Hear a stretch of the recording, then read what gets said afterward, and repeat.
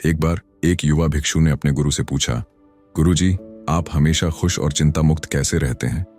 जब मैं आपसे इसका कारण पूछता हूं तो आप कहते हैं कि पूरा संसार आनंद और प्रेम से प्रकट हो रहा है। लेकिन अगर यह सच है तो मेरा मन हमेशा प्रसन्न क्यों नहीं रहता, और फिर संसार में इतने लोग दुखी और परेशान क्यों रहते हैं? गुरु मुस्कुराए और बोले, माया, संसार से आकर्षण, और अविद्या यानी खुद को न पहचानना, यही मन के दुख का कारण है। भिक्षु ने कहा, गुरुजी, ये माया और अविद्या मेरे लिए सिर्फ किताबी बातें हैं, मैं इन्हें कभी वास्तव में समझ नहीं पाया। गुरु ने हंसते हुए उत्तर दिया, अभी रात हो गई है, इस विषय पर हम कल चर्चा करेंगे। कई दिन बीत गए लेकिन गुरु ने माया और मन पर कोई चर्चा नहीं की। एक सुबह गुरु और शिष्य नदी पर स्नान करने गए। वापस लौटते समय उन्होंने एक कठिन लेकिन छोटा पहाड़ी रास्ता लिया। रास्ते में उन्हें एक विचित्र और सूखा बरगद का पेड़ दिखाई दिया। जैसे ही गुरु पेड़ के पास पहुंचे, उन्हें लगा कि पेड़ उन्हें अपनी ओर खींच रहा है। गुरु अचानक पेड़ से चिपक गए और घबराकर बोले, जल्दी मेरी मदद करो, यह पेड़ मुझे पकड़े हुए है, मेरे पैर खींचो और मुझे छुड़ाओ। भिक्षु यह देखकर अचंभित रह गया। उसने अपने गुरु को कभी इतना असहाय नहीं देखा था। गुरु बार बार जोर देकर कहते रहे, मेरी मदद करो, यह पेड़ मेरी सारी शक्ति खींच रहा है। भिक्षु ने पास जाने की हिम्मत जुटाई। उसने गुरु के पैर पकड़कर खींचने की कोशिश की, लेकिन गुरु हिले तक नहीं। थोड़ी देर बाद भिक्षु रुका और बोला, गुरुजी, यह कैसे संभव है? पेड़ के पास ऐसी कोई ताकत नहीं है जो आपको पकड़ सके, आपने ही तो पेड़ को पकड़ रखा है। गुरु मुस्कुराए और तुरंत पेड़ को छोड़कर बोले, यही माया है। हम अपने मन को छोड़ते ही नहीं और कहते हैं कि मन हमें परेशान कर रहा है। इस तरह की झूठी बातों पर विश्वास करने को ही माया कहते हैं। भिक्षु ने पूछा, गुरुजी, अगर हमें पता है कि मन हमें परेशान करता है तो हम इसे छोड़ क्यों नहीं पाते? गुरु ने समझाते हुए कहा, क्योंकि हम अपनी इच्छाओं को पकड़े रहते हैं, बाहरी सुखों के पीछे भागते हैं। इच्छाओं को पकड़ना ही मन को पकड़ना है और मन को पकड़ना ही माया है। जब तक तुम इच्छाओं के पीछे भागते रहोगे, तुम्हें हमेशा कमजोर और फंसा हुआ महसूस होगा। लेकिन सच्चाई यह है कि तुम मन से अधिक शक्तिशाली हो। तुम मन के स्वामी हो। जहां तुम्हारा ध्यान जाएगा वहीं मन जाएगा। मन को शांत करना तुम्हारे हाथ में है। यही माया से बाहर निकलने का रास्ता है। गुरु ने आगे कहा, चलो मैं तुम्हें एक कहानी सुनाता हूं। ये कहानी सुनने के बाद तुम्हें समझ आएगा कि इच्छाएं और मन हमें कैसे फंसा लेता है। बंदर की कहानी। एक बार कुछ किसान बंदर द्वारा खराब हो रही फसल से परेशान हो जाते हैं, जिसके बाद वो अपनी फसल को बचाने के लिए एक जाल बिछाते हैं। वे नारियल को काटकर खाली कर देते और उसमें मिठाई भर देते। नारियल का छेद इतना बड़ा होता था कि बंदर हाथ अंदर डाल सके, लेकिन मिठाई पकड़ने के बाद हाथ बाहर न निकल सके। एक दिन एक बंदर उस जाल के पास पहुंचा। उसने नारियल के छेद में झांका तो अंदर मिठाई देखकर उसकी आंखें चमक उठीं। उसने सोचा, वाह, कितनी बढ़िया मिठाई है। बंदर ने तुरंत अपना हाथ नारियल के अंदर डाला और मिठाई को कसकर पकड़ लिया। लेकिन जैसे ही उसने हाथ बाहर निकालने की कोशिश की, हाथ फंस गया। बंदर ने जोर लगाया लेकिन हाथ बाहर नहीं आया।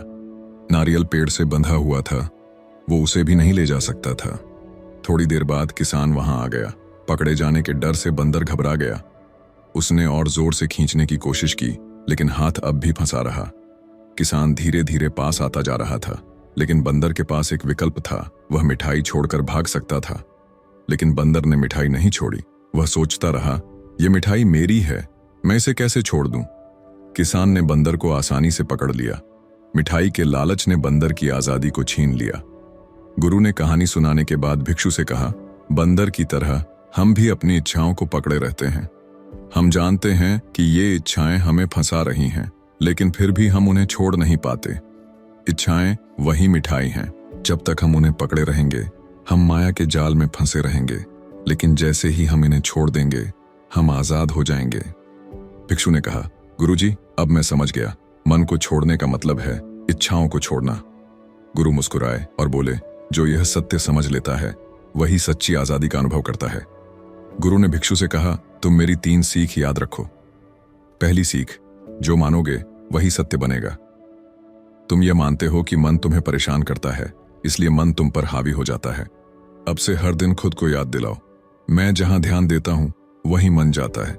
मैं सांस पर ध्यान देता हूं तो मन शांत हो जाता है। मैं मन का स्वामी हूं, मन मेरा सेवक है। दूसरी सीख, शिकायतों से दूर रहो। यह संसार तुम्हारे मन का प्रतिबिंब है। अगर तुम समस्याओं और चिंताओं पर ध्यान दोगे तो वे हर जगह दिखाई देंगी। जब भी शिकायत हो उसे धन्यवाद करो और याद रखो, यह मन है जो शिकायत कर रहा है और मैं केवल मन को देख रहा हूं। इससे तुम्हें शांति मिलेगी। तीसरी सीख, ज्ञान और अज्ञान। तुम जानते हो कि जब मन शांत होता है तो भीतर से आनंद महसूस होता है। सच्चा ज्ञान यह है कि आनंद का स्रोत केवल तुम स्वयं हो। बाहरी चीजों में कोई सुख नहीं, यह तुम्हारा ही आनंद है जो बाहर प्रकट होता है। जिस दिन तुम्हें इसका अनुभव होगा उस दिन तुम्हारा मन शांत हो जाएगा, तुम्हें वैराग्य प्राप्त होगा। इसके बाद तुम संसार में केवल अपने कर्तव्यों का पालन करोगे, लेकिन भीतर हमेशा शांति में रहोगे। गुरु ने आखिर में कहा, नॉन अटैचमेंट का अभ्यास करो और याद रखो, मेरा असली स्वरूप आनंद और शांति है। मन मुझे नहीं, मुझ में प्रकट हो रहा है। मैं सब कुछ शांति में देखता हूं। मैं कभी प्रतिक्रिया नहीं करता। जो मन से परेशान होता है वह भी मन ही है। मैं हमेशा शांत हूं और केवल देख रहा हूं। इसी तरह वर्तमान में बने रहो। यही मन से नॉन अटैचमेंट है। भिक्षु ने गहरी सांस ली। उसकी आंखों में नई समझ की चमक थी। उसने गुरु को प्रणाम किया और कहा, गुरुजी, अब मैं जान गया हूं। मन मुझे नहीं बांधता, मैं खुद मन को पकड़े रहता हूं। अब मैं अपनी इच्छाओं और विचारों को बस एक दर्शक की तरह देखूंगा। शांति मेरे भीतर पहले से है, मैं उसे अनुभव करूंगा। गुरु ने मुस्कुराते हुए कहा, अब तुम्हें मन की माया को पहचान कर इसी जागरूकता के साथ जीना है। दोस्तों, अगर इस कहानी ने आपकी किसी भी उलझन को सुलझाया है तो हमें कमेंट्स में जरूर बताओ और वीडियो को लाइक करके एक ऐसे दोस्त को शेयर करो जिसके जीवन में ये वीडियो काम आए। साथ में पीसफुल कर्मा चैनल को सब्सक्राइब जरूर कीजिए। धन्यवाद।